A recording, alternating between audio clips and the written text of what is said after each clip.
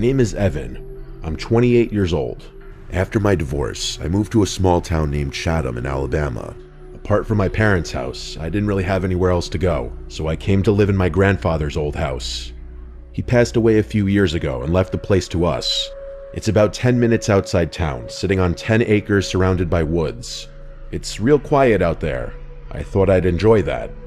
The house is old, wood floors that creak, doors that stick, the kind of place that always feels a little cold no matter how high the thermostat is. But it was free, and I didn't have a better option. The first few nights were normal. I unpacked and cleaned. I spent the evening sitting on the porch with a beer. It was peaceful. No traffic, just the wind through the trees and the occasional owl. But then the noises started. The first time I heard it was on the 7th night.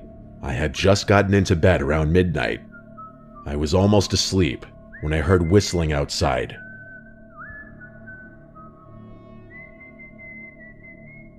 It wasn't a song I recognized, just a slow, broken tune, off-key. It sounded like someone walking through the woods behind the house, whistling as they went. It creeped me out, but I figured it was some hunter or drunk neighbor. The next night, it happened again. Same time, same tune, but this time it sounded closer. I got out of bed and turned on the porch light, but I didn't see anyone. I went outside with a flashlight and checked around the yard. Nothing. No tracks, no sounds of someone running off, just the whistling, fading deeper into the woods. I tried to ignore it. For a couple of nights, I just stayed in bed and tried to sleep through it, but every time, the whistling would start around 1:17 a.m. I know that sounds like a random number, but I swear it was always around 1:15 or 1:19, somewhere there. It was like clockwork. I started thinking maybe someone was messing with me on purpose, someone who knew I was out there alone. I called the sheriff's office a few days later. An old deputy, who I'll call Deputy H, came out. He'd been in the job a long time. When I told him what was happening, he got real quiet. He said word for word, "Your granddaddy used to call us about the same thing. Said someone was whistling around the property late at night, always in the spring. We never found anything. I figured he was just getting old, but now you're hearing it too." That shook me. I had no idea my grandfather dealt with this. Deputy H told me to keep the doors locked and stay inside after dark. I started doing that. Not like I wasn't already. I double-checked every window. One night I even put chairs under the doorknobs, but the whistling kept coming. Closer every night. One night I heard it behind the shed. It was louder than usual, like the person was standing right outside. I grabbed my flashlight and looked through the blinds. I didn't see anyone, but I didn't dare go outside. The next night, I heard it from the front porch, right by the door. 3 long whistles, then silence. The night after that, it came from under the floorboards, I swear to God. It was like someone was in the crawl space, whistling up through the vents. I didn't sleep at all that night. I started digging through the attic the next day, trying to find anything my grandfather left behind. I found a box of his journals. He wrote about the whistling. He said it happened every spring for over 10 years. He didn't know who it was, but he thought it was someone watching the house. He said he used to sit up with a rifle by the front door just in case. He said it only ever happened when he lived alone, after my grandmother died. I called Deputy H again. He came by and read the journal, and he looked nervous. He told me to be careful. He said don't open the door if you don't know who it is. That night, I stayed up. I sat on the couch with a shotgun across my lap, a shotgun I barely knew how to load. I waited. At 1:17 a.m., the whistling started again, but this time, it didn't come from outside. It came from the hallway, inside the house. I froze. The hallway light was off. I could hear the whistling moving closer, step by step. I stood up, aimed the shotgun, and shouted, "Who's there?" The whistling stopped. I flipped the hallway light on. Nothing was there. No one. I didn't sleep again after that. It was 2 nights since then, and I hadn't heard it again. I was getting sick. I didn't know who this person was. I didn't know why they picked me or my grandfather, but it was real, and I knew it was. I don't believe in hallucinations to that degree, nor do I believe in anything paranormal. This was a real person. After that night, things went quiet for 2 days. No sounds, no movement, no sign of anything. I thought maybe it was finally over. On the third night, I went to bed just after midnight. I didn't stay up this time. I left the hallway light on just in case. At exactly 1:17 a.m., I woke up to a new sound. Not whistling, knocking. Slow, paced-out knocks. 3 of them. They were coming from inside the house, from the back door. Then silence. I didn't move. I stayed in bed, listening. A minute later, I heard a new sound. A creak from the floorboard in the hallway. Then another. Someone was walking. The hallway light went out. I grabbed my shotgun, heart pounding, and stepped out of the bedroom. The hallway was dark, but at the end of it, I saw something. A person, wearing black clothes, pale face. They were standing perfectly still, just watching me. I raised the shotgun, but my hands were shaking. I tried to speak, but my mouth was dry. I raised the shotgun, but my hands were shaking. I screamed, "Don't move," with my shaky voice. I saw in the dark the person slowly start lifting their leg and turning as if they were about to run. I screamed, "Stop," and at that moment they darted out of the hallway, out of my line of sight. I heard their surprisingly heavy footsteps stomping out the front door into the dark. I ran outside and fired a shot, not into the air, but straight ahead into the darkness, low-key hoping I'd hit him in the dark. I screamed, "Don't come back." The shot hurt my ears, ricocheting off the walls of the house and the deck. I locked up the house, got to my truck, and drove into town. I slept in my truck that night. The next morning, Deputy H drove out there, and the front door to the house was unlocked again. That confirmed whoever that person was had a key to my grandfather's house. Nothing was broken or missing, but Deputy H recommended I change the locks, and he also off the record suggested I move out of that old place, because someone out in those woods hasn't taken kindly to either my grandfather or myself being in that house. I drove out to the local home improvement store and switched the locks that day, that same hour. After that, I left that house to go to my parents' house out of state for a while. I left it to my dad to eventually sell that house. Anything of sentimental value we took out, and the rest was just left in there or sold. My father, of course, left out the fact that there's some creep who's been stalking the house for apparently decades now. How they potentially got a key, who they were, why my grandfather never said anything, I don't know. It all disturbs me deeply. I personally think it was some disturbed creep living in a nearby house. I eventually moved to a more urban area. This experience left me honestly too unsettled to live in a remote location.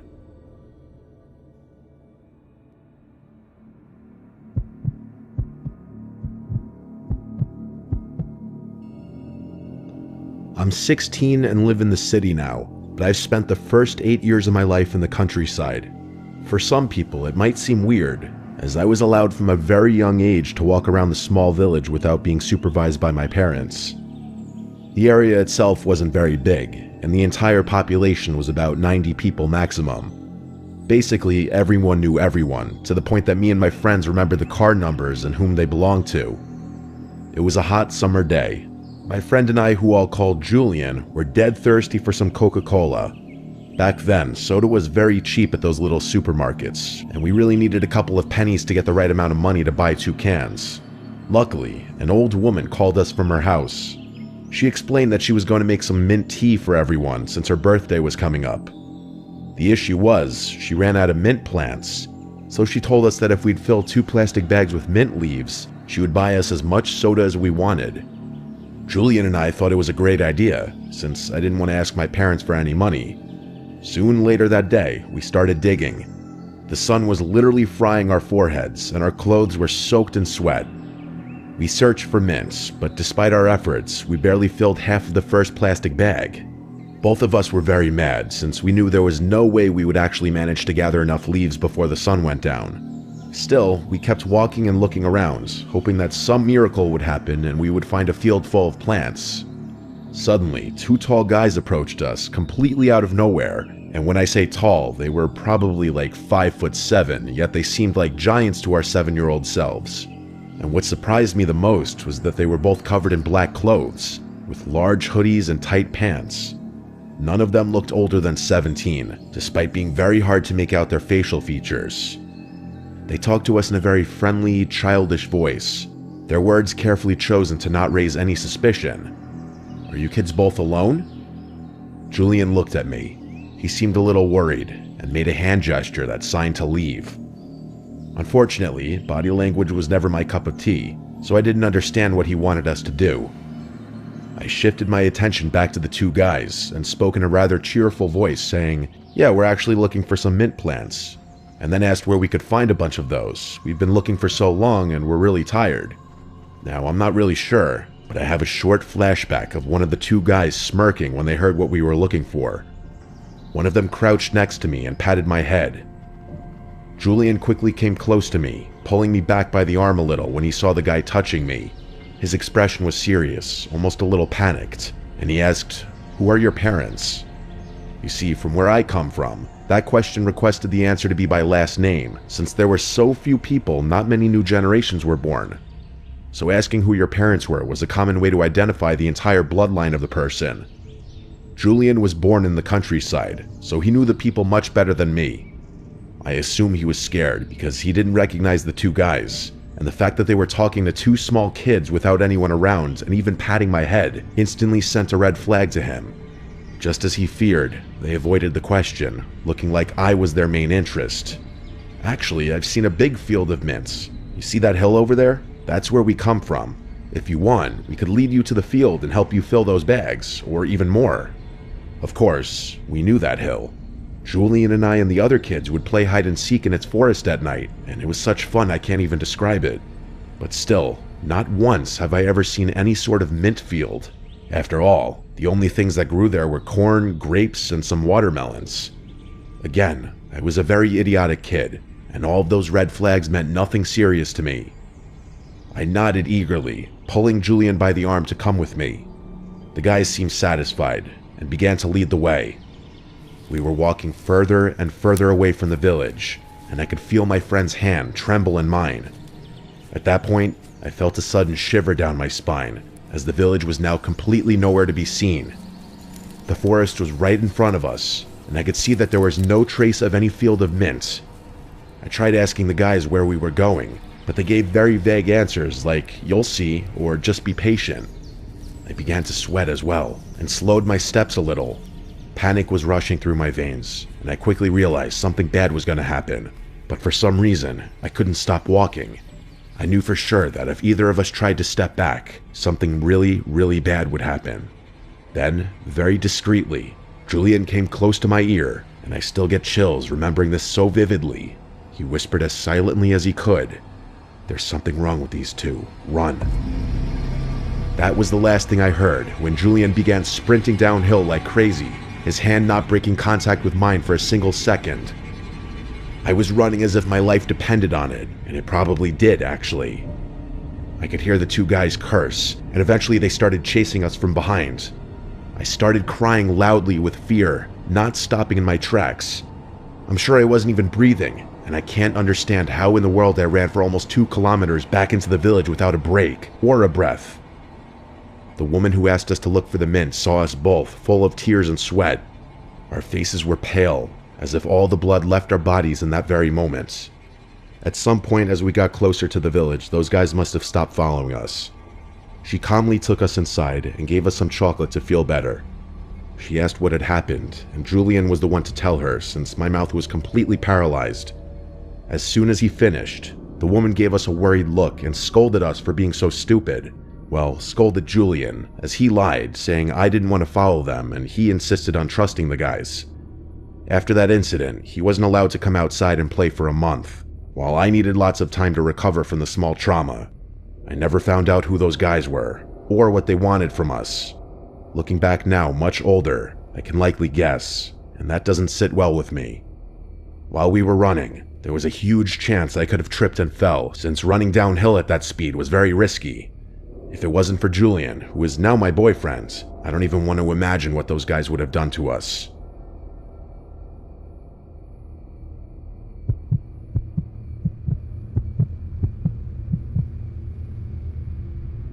My parents used to work a lot when I was little. They both had to work 2 jobs because they needed extra support for me and my older brother Cameron. Their jobs kept us on our feet, but still required them to be gone most of the time, so they hired a babysitter for us on some website. It was a young white girl, maybe early 20s, named Michelle. For about 4 to 5 months, Michelle came over every weekday to babysit us. Me being 7 and Cam being 8, we both loved having Michelle around. She was young, polite, and very energetic, which meant we could have a lot of fun playing with her versus some old lady that's always tired and in a bad mood. Cam and I did online classes because school would be too hard for my parents to keep up with. Michelle also helped with that a lot. When summertime came around, my parents told Michelle she should go relax for a bit. You know, they wanted her to have a nice summer vacation, especially after all she'd done for us. But that also meant that we didn't have a babysitter for the summer. My parents didn't want to go through the process of finding a trustworthy babysitter, so they decided to just take Cam and I to our grandparents' house. They lived in Texas in the countryside, which is a little far from our house in Oklahoma, but it would be worth a drive given we'd be there all summer. The weekend came around, and on Saturday, we started our drive. The ride was beautiful, but obviously to little me, it was the most boring, nauseous experience ever. We finally made it to their house after what felt like forever. It was a medium-sized cabin-looking house in the middle of a big open field and woods around the back. A little off to the side was kind of a barn-style building with an area for animals such as cows, goats, chickens, and other cool stuff. We all said our hellos, and right away, my grandpa wanted to take Cam and I on a little tour around the place. My parents stayed inside talking to my grandma as she cooked dinner for us. The night was amazing. We got to catch up with Grandma and Grandpa, and we played a little bit with their dog Cora. When it was time for bed, my brother and I shared a room with a bunk bed and a TV. The room next door was another bedroom where my parents slept. My mom and dad fell asleep very fast because they were tired from the drive, and they had to be home the next day for work on Monday. Cam and I stayed up a little bit longer watching some cartoons on TV. After a bit, we finally went to sleep with the TV on. Around 2 a.m., I was woken up by the sound of footsteps outside my window. Heavy footsteps. I couldn't see what was out there because the window had blinds over them. The footsteps didn't wake up Cam because the TV was still playing, but I could still hear them. I then heard a weird noise coming from the window, and after 2 seconds, I heard a grunt. Someone was trying to open it. I went to my parents' room to wake them up and tell them. They didn't really believe me and thought it was my imagination, of course, but when they went to check, nothing was there. So they just brushed it off as an animal sound. We were in the middle of nowhere after all, and maybe my kid brain really did think it was something it wasn't. I fell back asleep after 5 minutes of just laying there. In the morning, I woke up to the delicious smell of my grandma cooking breakfast as my parents were packing to go home. We all ate together, then my parents were off. Once they left, my grandpa took Cam and I to go feed the animals while taking Cora on a walk. I wanted to have Cora's leash, so my grandpa handed it to me, saying to hold on tight. As we were walking along the trail, I found myself having to pull Cora a little bit every 5 seconds. When I finally looked to see why she wasn't walking, I saw her staring at something. She was staring in the woods. I was a little scared to look in the direction, but when I did, I saw a black figure standing there staring at us. Even though it was all black, I could tell he was looking at us. He was half behind a tree with his hands on the wood, as if he were trying to peek over, but with his whole body. I turned to my grandpa to tell him, but him and Cam were already like 15 feet ahead of me. I ran to catch up with them while having to pull Cora a little bit, but once I told my grandpa about the man in the woods, the man vanished. It was like he was never even there. I thought I would have been able to see him if he ran off, but where could he have gone? My grandpa heard about what happened the night before, so me telling him something like that couldn't be me playing tricks on them. I could tell in his face that he was concerned, but he just told me that it was okay and that it was probably a deer in the distance, and that when I ran, I scared it off. After we fed the animals, we went back to their house. We enjoyed the rest of the day watching movies and playing outside in the sprinklers. That night, my grandma made the best dinner too. There was a lot of food, so after eating, I was really tired. I took a quick 10-minute bath and headed right to mine and my brother's room.